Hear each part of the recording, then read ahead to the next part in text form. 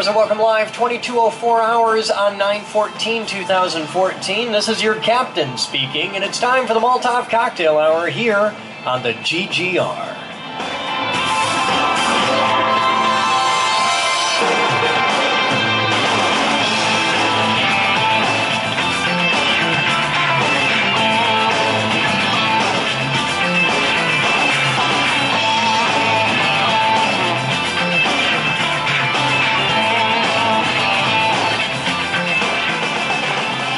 Guys, I got a thing I got to sort out real quick. I got an interview that I have to do for Hector Lara, who is a fan, a follower, who is working on an essay project, and he wanted our help in it, so he sent me in a list of questions. I'm going to answer them for you guys, and this will be the kickoff for the show tonight, and then we'll get into the fun stuff. So let's do this real quick.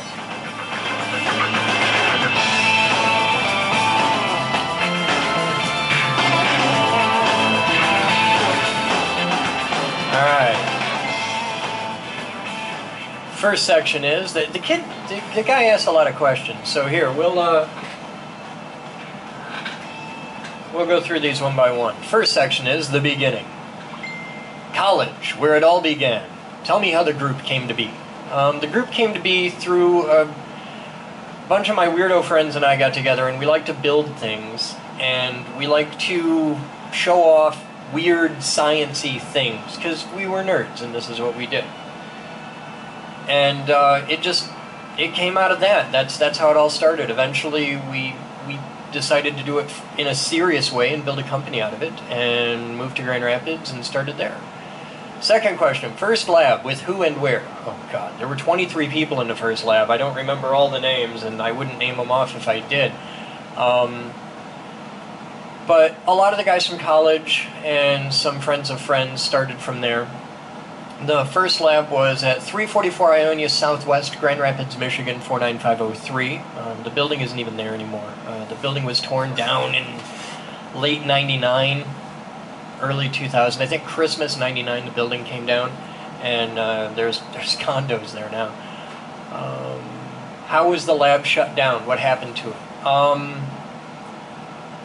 We didn't have the financial resources to maintain a 26,800 square foot building in downtown Grand Rapids, and we just couldn't keep it up. So what happened was the building got condemned out from under us, and we were given 3 days to move.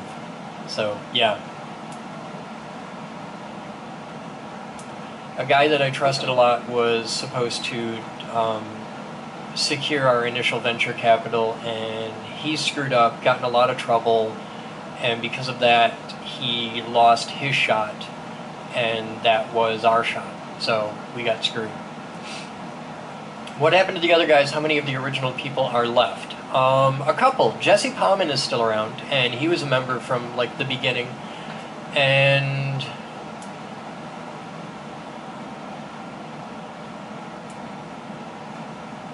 Squeak. Jesse Palman and Squeak, those are the only two that I can think of that were original members that are still around. And they were second generation members, really. The first generation's guys were the guys that came out of Grand Valley. None of those are left, except me. The second generation were guys from Grand Rapids at the Ionia Street Lab, and Jesse and Squeak are the only two of those that are left. So, I mean, but you're reaching back 20 years, so I mean, that's a long time ago. 5, how do I feel about losing that lab? Really bad, actually. I loved that building. It was really cool. It would be terrible as a lab today, but it was a really fun building. I liked it a lot. I learned a lot there. That was where I got my business degree. Really was that's where I learned a lot of hard lessons. Kalamazoo, second section. How excited was I for the new lab? In Kazoo, I was thrilled. We had about half a dozen different labs in Kazoo. There were a lot of little ones where, okay, you know, we'll rent this from a guy for a year, and then it sucked, and we outgrew it, and we kept outgrowing buildings. That was a problem. But I'm always excited about a new lab. What happened? Why did they kick us out? The city died. They started charging taxes against nonprofits. They taxed us out of existence. We didn't go out without a fight, and we were very loud and very vocal, because my philosophy in business has always been tell the truth loudly and as often as you possibly can to anybody who will listen. And sometimes when you do that, it turns out you pick a fight with City Hall, and that does not end well. 3, how long until you found a new lab? What did you do in the meantime while looking for a new lab? It took a couple years, and in the meantime we operated out of an apartment, and it sucked really bad. There are pictures somewhere, I'm sure, of 250 thumper caps stacked up in a hallway in an apartment on Little Street. That was bad.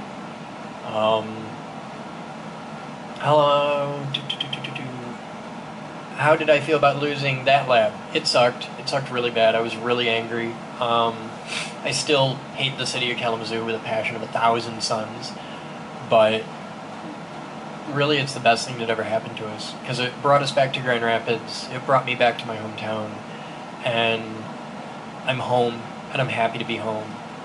And everybody who really mattered in the Geek group hung in there through the transition. It wasn't easy, and we exploded with growth. We moved here, and everything changed. We knew what we were doing. We grew up, and it changed everything. It was really cool. Grand Rapids, when did we get this lab? Why this one over the other options? We got this lab on December 28th, 2010, and this one over the other options because we found a cool landlord who would work with us and give us a chance. And I've worked very hard to never let him down, and I never have. We've never missed a moment's rent. We've done everything we said we were going to, and an order of magnitude more. So he's got to be pretty happy. Part of the original deal was we had to do $200,000 worth of work to the building in the first 5 years. We did $2 million worth of work to the building in the first 5 years. So yeah, he's got to be a pretty happy guy. Do we have a plan for this building, or are we making it up as we go? A little bit of both, really, to be honest. We've got a pretty good plan, but things always change, things evolve. So you've got to be really focused in your goals, but really flexible as to how the hell you get there, because life in the lab is a very fluid, dynamic existence. It's a lot of pressure, a lot of stress, and you don't know what's going to happen next. So you just got to roll with it, and you got to be able to dance. How many more departments can we add before we make the call to get another building? We've already made the call to get another building. In fact, we're working on 3 more buildings locally right now. How much have you guys grown? How much more do you expect this lab to grow? We've grown orders of magnitude, and not just one, but like 3 orders of magnitude since we moved to Grand Rapids, and it just keeps getting bigger, and I'm loving it. I mean, 3 orders of magnitude. Think about that. Okay, so yeah, we're pretty happy about that. At least as far as like IRL members, not the web member. The web membership's grown staggeringly as well, but the IRL members have grown by 3 orders of magnitude, which is pretty cool. So, no, that's not right. Hang on. No, that's not right. Yeah, it is. So when we moved here, IRL members were like 10 people, less than 10 people. Because it was pretty much like, when we came out of Kazoo, as far as IRL members, we were dead. It was me, Moose, Paul, Vicky. That was really just about it. And now we have, we're well over 100 IRL members. I don't know how many. So yeah, that is 3 orders of magnitude. So cool. What else do we have? How much more do we expect this lab to grow? A hell of a lot, actually. I expect this lab to at least triple in size. Quadruple in size before we're done. Quadruple if you count parking spots. How many long-term labs have you had? How many short-term mini labs? Long-term, we've had Leonard Street here, Ionia Street. I guess you could count 2nd Street. We were there for like, a couple of years. And Shippers and Burdick. So those are the long-term ones. And, I don't know, half a dozen mini labs along the way. Which lab beside the one now did you think was going to be the one? It was actually one that we didn't get. What was it called? The tuberculosis clinic. We looked at a building that was originally the Southwest Michigan Tuberculosis Sanatorium, and it was was perfect. It was everything I ever wanted. It was hundreds of thousands of square feet of space, 12 acres of land. It was beautiful. And it's still sitting empty to this day. It's been sitting empty for decades. And Western Michigan University owns it, and they're idiots, and they won't sell it. They wanted to sell it. They wanted to sell it to us, and we inked a deal, and they wanted to see if we were serious. They thought, what happened was they thought we were a bunch of idiot kids. And we came to them with a deal, and we said, we want to buy it, and they were like, show us you're serious. So what they did, instead of like just donating it, they said, 50 grand. And we said, okay. It took me 2 weeks. We put together 50 grand. And we went back with a signed purchase agreement and a check for $50,000. And they said, oh shit, man, you were for real. We were just fucking with you, man. We didn't know you'd do it. And yeah, so we got screwed on that one really hard. Western Michigan University, the management there sucks pretty bad. So yeah, that got killed. But that was the one that I thought would be the one. I'm glad it wasn't. I like this building. It's a good building. We're doing all right. And that would have put us in Kalamazoo forever. And I'm really glad to be out of the city of Kalamazoo. The city of Grand Rapids has been much, much more supportive. Here's a good one. Have you ever thought, that's it, there's no way this could work? On a daily fucking basis. On a daily basis for 20 years. Yes. Absolutely yes. I know that I'm supposed to say, no, I never once wavered in my convictions. I always knew this would... Absolutely not. I've spent most of my adult life second-guessing. Like, God, is this really still... Like, especially when the Kalamazoo thing died. Just, it was like... I could run a computer shop. I get job offers all the time. Nice ones. Nice ones. I could make $200,000 a year right now doing anything else. And this is it, man. This is my shot. This is my life. Yeah, I could make a lot more money doing any one of a dozen different things. I've had 3 different offers from Discovery Networks to do TV shows. I've had offers to teach. I had one place that wanted to give me an honorary doctorate to teach. No. You gotta earn that. I didn't earn that. And I had a place that wanted me to be their VP of marketing. I've had a place that wanted to make me... I've had 2 different places wanted me to be their CEOs, like startup companies. Like, we want you to be our CEO. No, I don't want to... No. I like my job. The pay sucks, the hours are hell, but I wake up every morning and I'm excited. And I go to bed every night and I'm accomplished. And I've never had that in any other job. The only other thing, like, the only other... Like, if the Geek group totally died and I couldn't do that anymore, I'd own a recording studio again. I miss that. I enjoyed that. It's why we're building a recording studio here, because it's something I'm good at and I can teach. But I can't imagine what else the hell I'd do. I don't know. Maybe porn. Yeah. Non-profit questions. Why be a non-profit? Because it's a statement. Because by being a non-profit corporation, it gives us a lot of rules and a lot of restrictions, and there's a lot we can't do. And a big part of it is, I have no personal I have no personal benefit from the excessive success of the company. If you donate, if I go to your company, let's say you own a company, and I go to your company, and I get you to become a sponsor, and you donate $100 million to the Geek Group, I do not get to instantly get $1 million salary, like as a big bonus or something. It doesn't work that way. In fact, it's against federal law for that to happen. Whereas if we weren't a non-profit company, if we were a regular, S-class or C-class or whatever, I go out and I close a $100 million deal, I'm going to get a $5 million bonus, and, fuck you, man. And that's how a lot of hackerspaces work. There's a lot of for-profit hackerspaces. And I think for-profit hackerspaces are like for-profit universities. They're a draw, they're a bane, they're evil.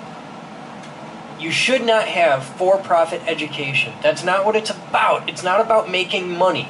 Yes, you have to pay the bills. Profit is not a dirty word. I get that. I'm okay with that. I'm a capitalist. I own one nonprofit company. All the other companies I've ever built in my life were for-profit. At least they attempted to be. A few of them were nonprofit, but that wasn't intentional. And when you do this, when you want to build a makerspace, it should be a nonprofit company, and the admission price should be as cheap as you can possibly make it. If it's a for-profit company, and you're doing things like opening your doors and saying, yeah, we're going to charge people $200 a month to be a member, you're a fucking shit stain, and you should get out of the business. And that's why I hate GR makers so bad. It's a philosophical thing. There's people that look at the maker community and they want to build the maker community and they want to expand it and they want to help and they want a partnership and they want to raise people up. And then there's people that do it from the for-profit side and they want to sponge off the people. I'm not cool with that. That's not what education's about. The Geek Group is about access. It's about providing. It's what can I do for you? I work for you. And that's a big difference. So that's why be a nonprofit. In several states in the USA, it's still legal for an employer to discriminate against an employee based on sexual preference and orientation. Being gay, lesbian, or transgender is a fireable offense, and that's bullshit. So, give me your twinks, your bears, your lipstick lesbians yearning to code PHP. Give me your dykes, your kinksters, your furries, and transgenders looking for more. Send these, the rainbowed sparkly code poets, to me. Compile with us. We don't care whom you adore. Seriously, folks, are you LGBTQ or a champion for their cause? Do you have mad web developing skills? Then we want to talk to you. Visit this link and fill out an application today. Where you are in the world doesn't matter, so get in touch. Straight, bigoted asshats need not apply. In fact, we'll laugh at you if you do.